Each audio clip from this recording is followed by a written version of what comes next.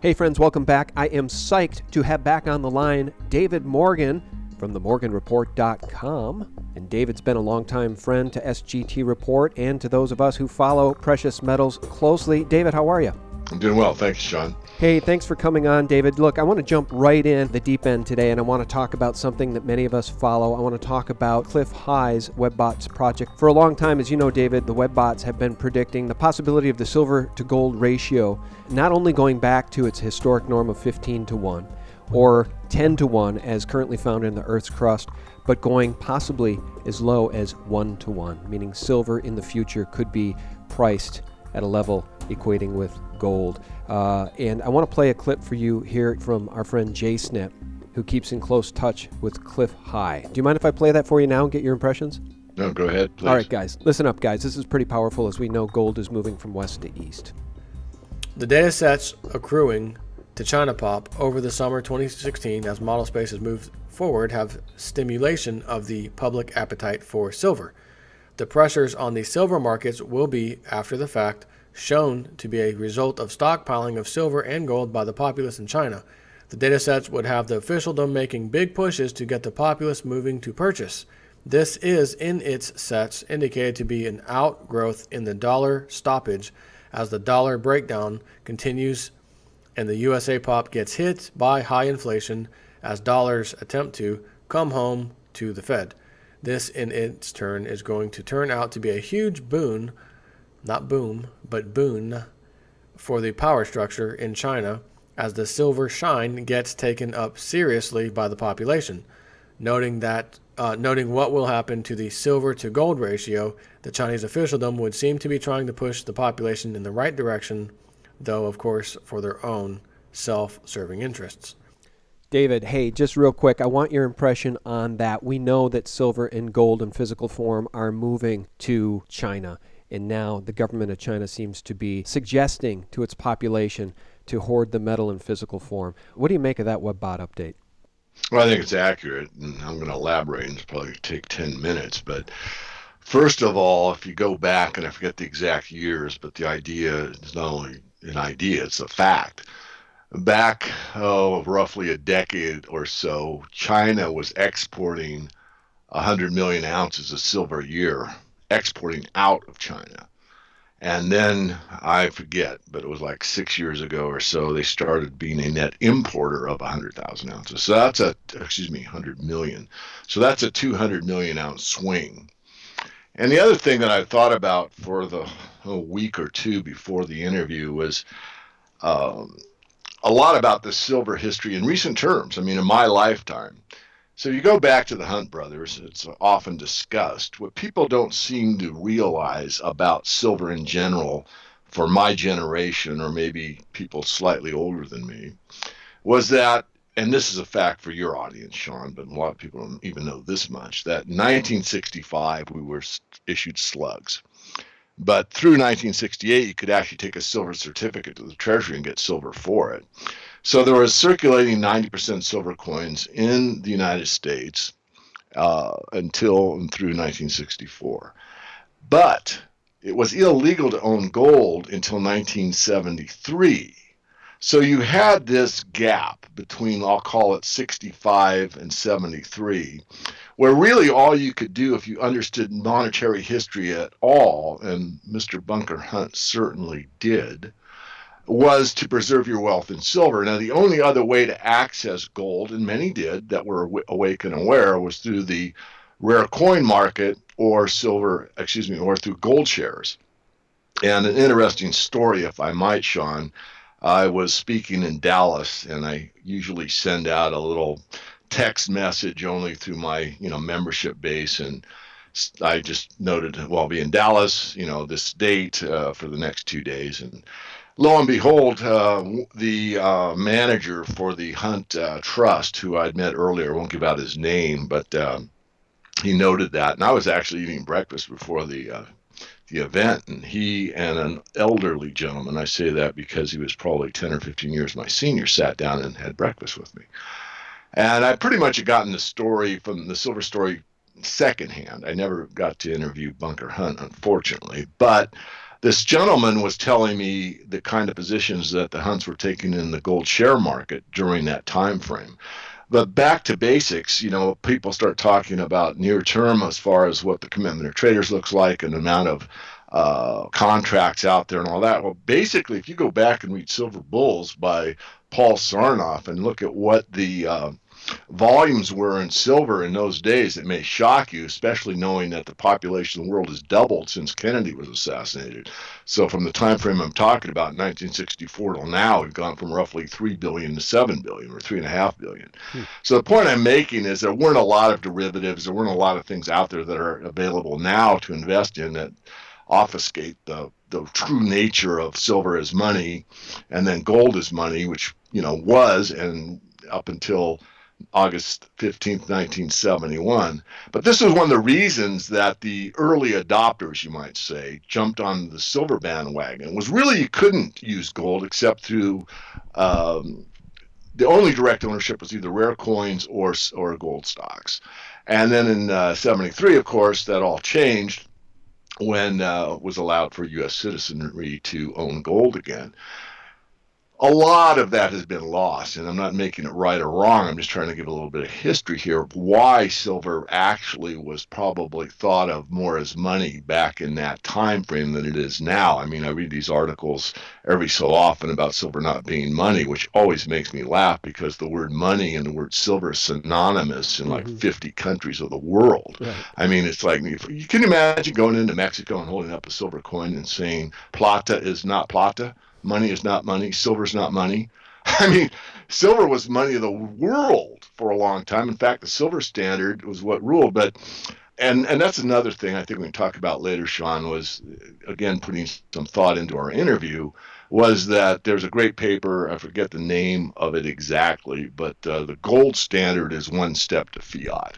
And that's what the Yellow Brick Road and the Wizard of Oz was all about. If you could get the people to give up silver as money, and of course they didn't, that's what the Golden Cross speech was all about, but it was forced on them, and the bankers only had one metal to control, and they owned it. Well, he who owns the gold makes the rules. So a gold-only standard is like the step required before you go into a full fiat system. Whereas if you have a bimetallic standard, it's more difficult for them. Believe me or not. The establishment cares more about silver than they care about gold. Not from a monetary aspect, but probably from a control aspect. If you look at what Johnson really said, he basically said silver's too valuable to use as money. We need it in industry. Now, those are my interpretations or paraphrasing, but that's basically what he's alluding to.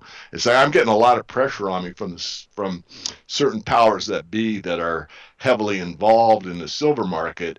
And we got to let go of these coins. We got to give you these slugs instead. We got really important things to do with this metal. Yeah, that's interesting. As you're speaking, I'm thinking of what's going on as we speak in China with the SGE.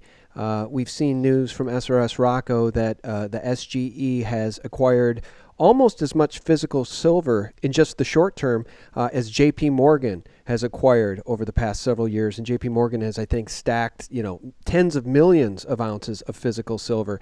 So even though the cartel, the Western banking cartel, take it all the way back to the 60s, take it back to the cartel that influenced Nixon to get us off the gold standard and move us entirely into the petrodollar, that cartel no longer controls the global paradigm.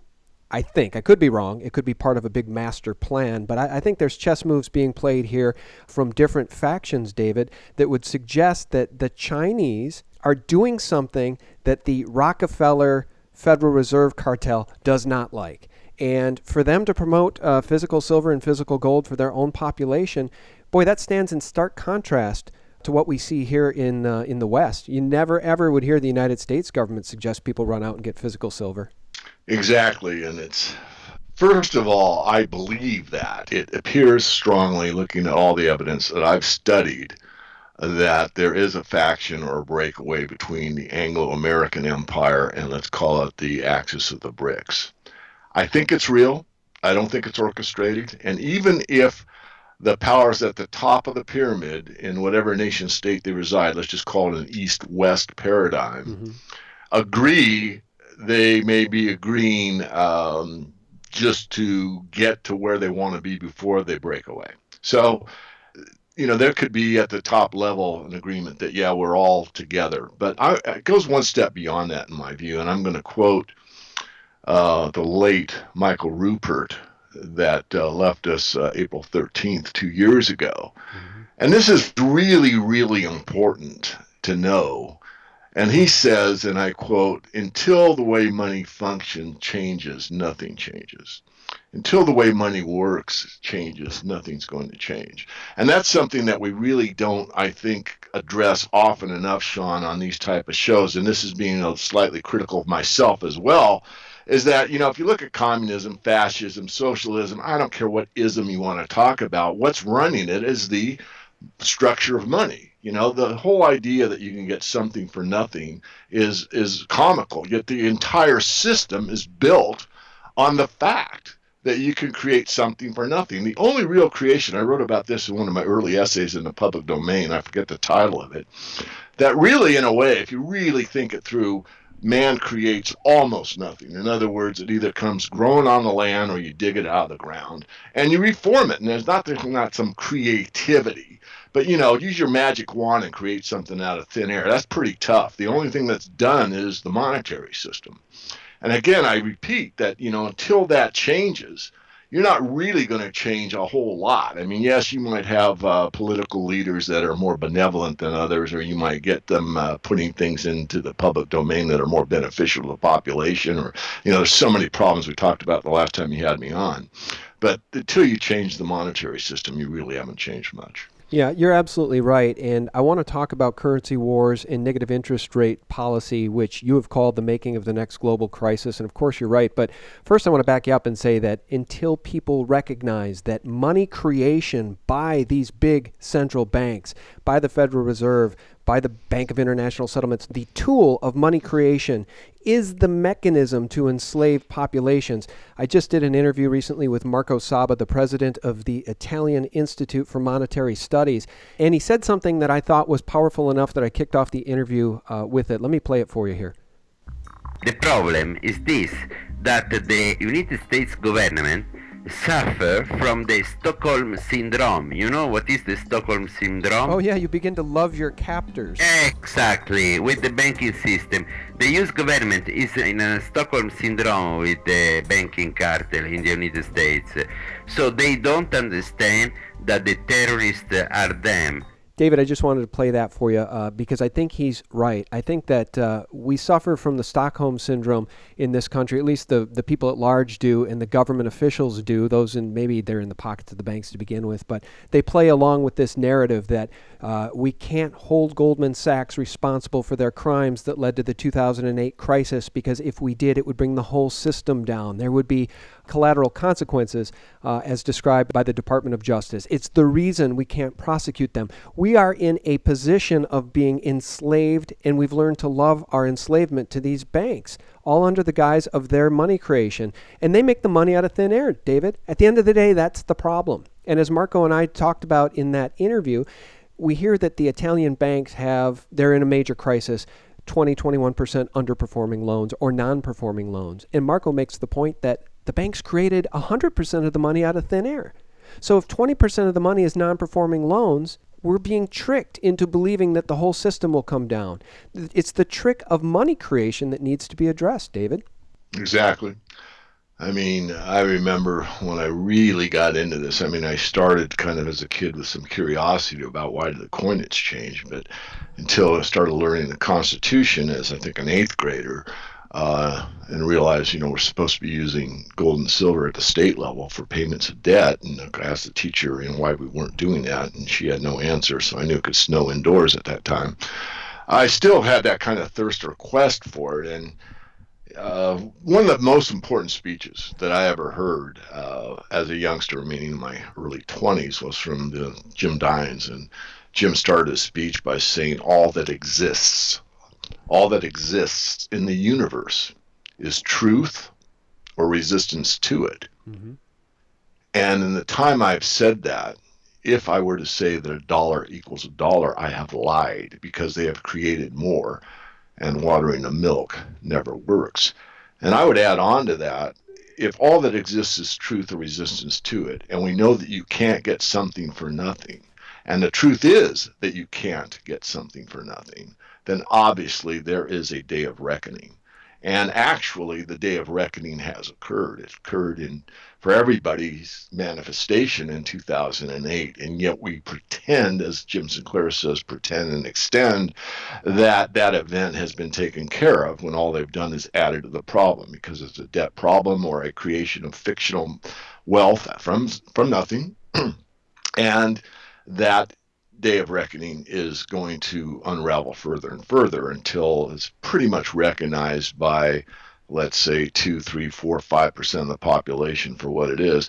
One of my gripes, and I'll rant here slightly, Sean, is that a lot of people that visit shows like yours and mine, they look at it as infotainment. They get information and they get something that might provoke thought and might even sound cool at a party or whatever, but they're really not seriously involved. They just look at it as, yeah, that's good for them, and yeah, it could happen, but they're too much into the either Stockholm syndrome or / the normalcy bias, or a combination thereof, that, well, at least my paycheck is pretty good compared to yours and I'm still working on and on. Whereas you have to have, some idealists such as myself and others that say, no, this whole thing is wrong and we've got to change it. Right. And we've got to change it before it hurts, even more people than it already has. And that's a tall task. Yet, there's statues are to individuals. You don't see statues at the committee of XYZ. You don't see, the Foreign Banking Committee having a big statues of all 10 people, or the G20 having a statue, big statues. No, it's Gandhi. It's an individual that had such a thought-provoking experience with the population that they were able to change things forever, in a way, or at least for a great length of time. And I'm not pointing at myself at all. I'm not trying to say that at all. What I'm really trying to say is that people give up too easily. They aim too low and hit rather than aiming too high and idealizing what they might make. Even if you don't achieve it, at least you should strive for it. And we've got to get going on this monetary problem, because everything stems from money. It transcends religion, nation states, sexual orientation, education. Everybody's concerned about their money, and about 99% of the population still don't know the difference between money and currency. Yeah. Well, and that's what's so scary about it. And you're right. It's the watchers on the watchtower that are just trying to warn, it's really trying to get people to wake up, because I do firmly believe that if by intervention from God himself we could wake up all our brothers and sisters in this country, we could probably bring the criminals to trial and prosecution and imprisonment fairly quickly, because, there is a tipping point that can be reached. We saw it with bovine growth hormone in the milk. Nobody wanted to drink it. Monsanto made a lot of money from it. Eventually, nobody would buy the milk with that crap in it, and they had to take it out. Now you never find BGH in the milk. And it's just one example I like to cite, because when I say that money creation by the big criminal banks, central banks, is a tool of enslavement, you know as well as I do that that's not hyperbole. Because if you take a look what the Federal Reserve has done to the dollar since its inception in 1913, and you take a look at the fact that to earn a dollar, you exchange your labor for this piece of paper, they have taken the value of a dollar and reduced it by something in the neighborhood of 98%, David. And yet you still have to work that 8 or 10 hour day. You still have to exchange your labor for their paper. So it really truly is literally a tool of enslavement. Absolutely. And, the other part of it is thinking through what freedom really means. There was a great essay by a couple of good thinkers, great thinkers, about freedom. And most people, if you really get to it, going back to the Stockholm syndrome, is they rather be told what to do. I mean, I call it the big daddy syndrome. I want this. I want to be able to, make my own way. I want to have my own business. I want to be creative. I want to do this and that. And yet, a lot of those same folks want, daddy to take care of things. I mean, that's what the political structure is all about. Do you want daddy A or daddy B to take care of you? Because real freedom means you have to take care of yourself. There aren't a lot of adults left in our population base. And the consequences of being truly free are scary. It's scary to think that, there's no safety net there, or there's no Social Security, or there's no, somebody's going to kiss it and make it better for you. If you have to really face the world with you either alone, and I'm a bit of a lone wolf, to be honest, but, with your family and friends, your community, your tribe, however you want to define it. And there's nothing there but you in the jungle or on the high plains desert or pick a forest. I don't care where on the planet. And that's it. I mean, that's just a metaphor. I'm just using that, Sean, as a metaphor to try to get people to think past what they think is real freedom. For a quick example, and I won't name names because I'm too close to these people and I don't want to, I'm not trying to put anyone down. I'm just trying to point out some fallacies. And it's like, well, everything should be like this, and this, as long as we get free health care. Wait a minute. If you're really free, you know what? You're responsible for your own health, right? Mm-hmm. You're not, and I'm not saying it's right or wrong. I'm not trying to make a moral judgment. I mean, if a tribe decides that they're going to have such and such medicine man as the head, I'm off on a tangent. I'll get back quickly. But as long as the contract is in an agreement, everybody agrees, that's fine. There's nothing wrong with it. I'm not saying don't do it. What I'm saying is we don't even realize how deeply we've lost our freedoms. I mean, the best way to capture a society is what that gal said on that film that I was in, The Four Horsemen. She said, and she's very smart, is it's the cognitive map. It's the way people think. If you could control the way people think, then you control everything. And of course, that's what's happened. Well, that's exactly what's happened. And, as you were talking, I jotted down SJW, the social justice warrior movement that we see on these liberal college campuses. We see this idea, this seed of communism being sprinkled throughout the institutes of higher education and learning in this country, and nobody is learning anything anymore, David. There's a sad lack of critical thinking.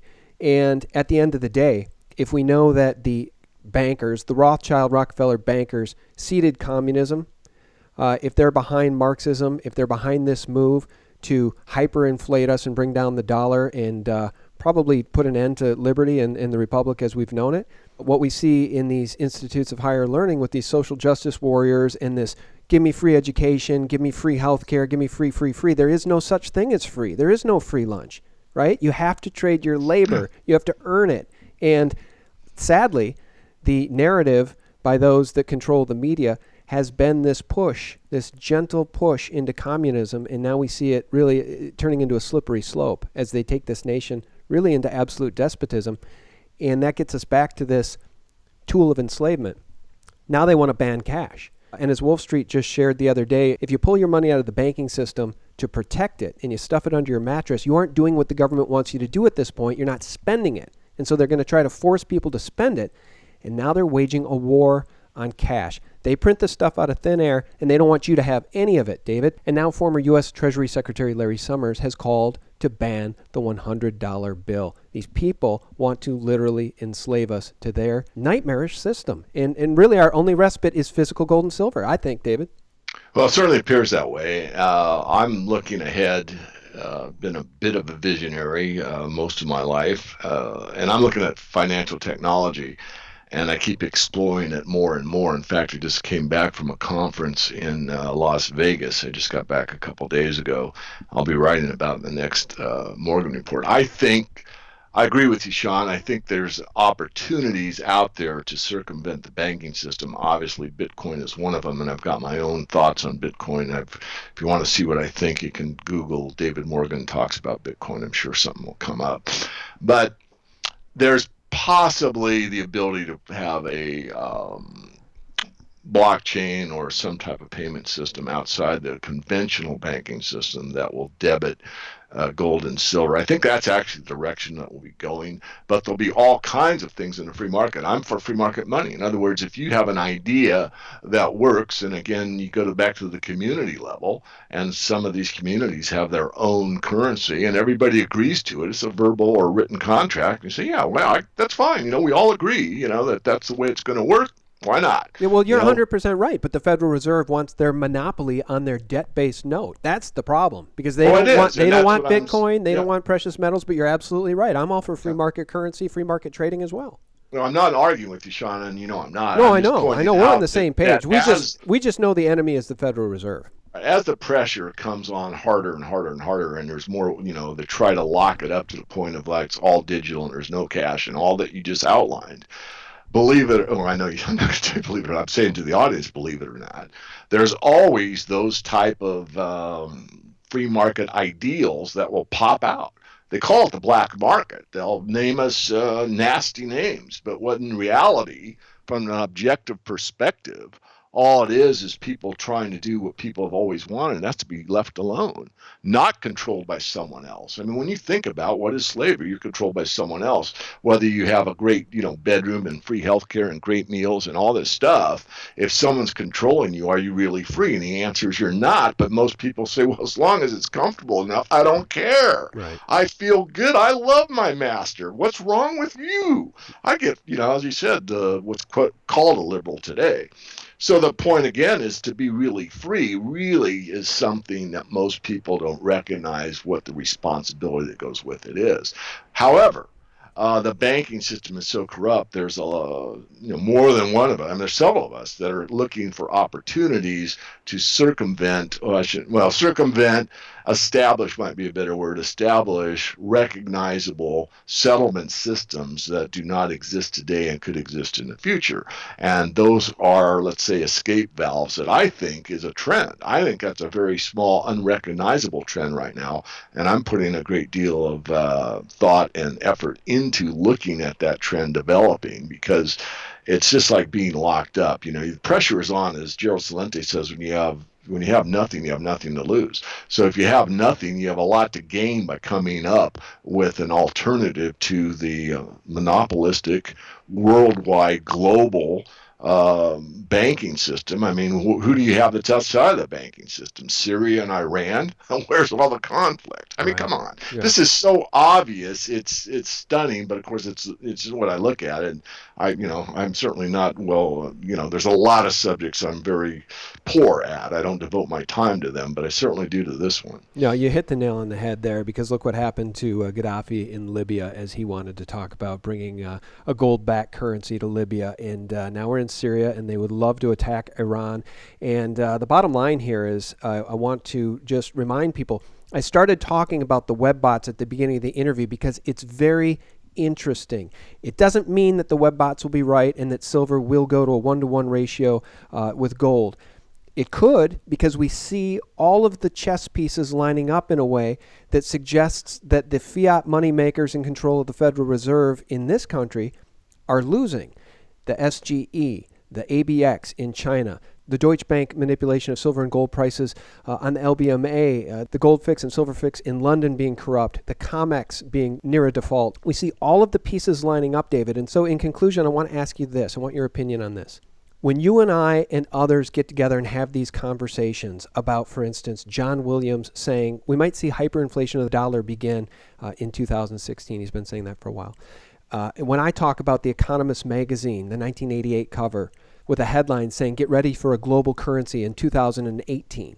When we talk about these very real, tangible things, does it make us bad guys if we're wrong? Or does it make us blessed if we're still living in this paradigm 2 or 3 years from now? Because, David, I think the alternative is going to be hell on earth for anybody who's not prepared. Oh, blessed. There's no doubt in my mind. I mean, no one really wants to give it up. I mean, at the risk of looking like a hypocrite, the system as it exists is something that we should all be very, very grateful for, and for it to unravel and for the ensuing results to take place. It's not something I'm rooting for, believe me. But I've always believed that it would unravel enough during my lifetime to be a substantial change, which means it's going to be probably a 20-year ordeal for my 2 daughters. But no, I'm number one. I'm right with the band, singing right along with the normalcy bias. Geez, I hope it can continue. And I think it's continued longer than I first believed, because to keep a Ponzi scheme going, you need to have more people at the bottom. Yeah. And of course, with the banking establishment as it exists, once they brought China into the fore, it was easy. You got 1.2 billion people to play the game now. And so that, I think, extended the ability to create the something for nothing paradigm that we all still enjoy. I mean, I'll say it, we enjoy it. I mean, I know when I go to Starbucks, I'm going to take out one of those pieces of paper, and the Federal Reserve has the Treasury print the money, but they buy it at 3 cents per bill if it's got 100 on it or if it's got 1 on it. It doesn't matter. It's just the amount of ink and paper. They pay the same price, and then they loan it to the United States citizenry through their government at face value plus interest. What a deal. Yeah, that's right. Plus interest of, I believe, 6% is written into the Federal Reserve Charter. So every dollar printed into existence, and they can print as many as they want, guys, has debt beholden to it. And you're not a hypocrite, by the way, David. I know what you're saying. You're speaking from the heart, which is you and I both know that when this system ends, if it ends ugly with hyperinflation of the dollar, it really will be hell on earth in this country, even for those of us who are prepared, because we don't want this just-in-time food delivery system to collapse. We don't want the grocery stores to be bare. We don't want to live through what the people of Venezuela are currently living through. You and I don't want that. That's why we've been having this conversation for so long. That's why you and I and so many others in the movement, in the Liberty movement, were so behind Ron Paul and felt like he was our last best chance to take this thing back from the inside out. And now I think so many of us see the writing on the wall that the deck is stacked against the petrodollar. This system is not going to last another 10 years, and I'm not sure it's going to last another 2. I agree. No, we're getting very, very near the end. There's too many people alive that are awake and aware and waking up and see the problems. And you're already seeing some breakdowns subtly, but they will. We could go on. There's several books that I could recommend, but there's so much to be said, and you're doing a great job, Sean. It's always an honor to be on your show. Hopefully I've been of value to you and others.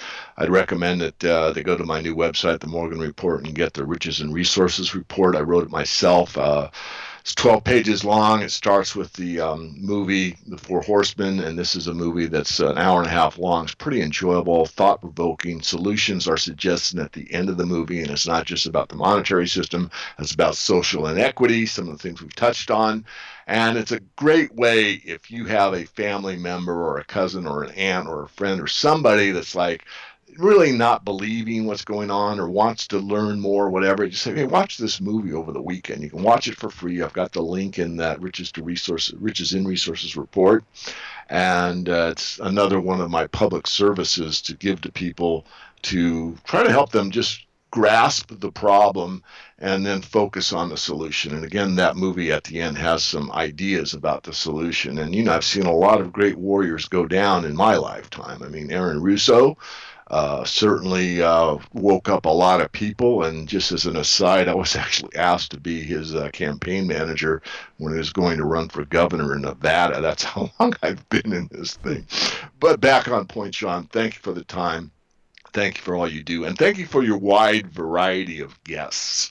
I'm glad that you take in, the Dane Wigingtons and some of these people that talk about what else is going on outside of just the monetary system, because it's all connected. It's so corrupt from the top down. Yeah. And there's a few of us still standing that are spreading the word. And, one match lights a great deal of darkness. And that's what you are, Sean. You are a beacon of light in this ever darkening world that we are in. And yes, I'm not always pessimistic. I really am more optimistic, but we need the sound principles to be instilled back into the population, and that is what they've taken from us. Those ideals of what true principles of founding a sane and safe society for all rest upon, and the critical thinking that's required to keep that intact, that's been taken away, and that's what really saddens me. Yeah, me too. Well, that's very kind of you to say those nice things about what we're doing here, and I really appreciate that. And all the same back to you, David. You've been an inspiration to many of us, and we really appreciate your voice. And guys, if the mention of Dane Wigington is new to you, just go to geoengineeringwatch.org and check out the real news and information being discussed about the degradation of the environment, the climate modification and weather wars that are going on. You can research HARP, and you can find out about the the warming of the oceans, which is really leading to a die-off of all sorts of species, extinction level events. The Great Barrier Reef is dying off. We're in a really sad state of affairs here. I call it a multi-pronged attack against humanity, David, as you may have heard me say in the past. They've got the monetary system. They control the environment. They brought Fukushima on us. It's just a real nightmarish situation in which to raise kids. But I'm with you. I'm hopeful too. Very good, Sean. Thank you again. All right, David. Well, thank you very much. And guys, you can check out David at themorganreport.com. Sign up for the newsletter, subscribe, support him. He's a truth teller, and we very much appreciate his time. All right, guys, thanks for your support at sgtreport.com and thelibertymill.com. Real news, 24/7. God bless. Bye-bye.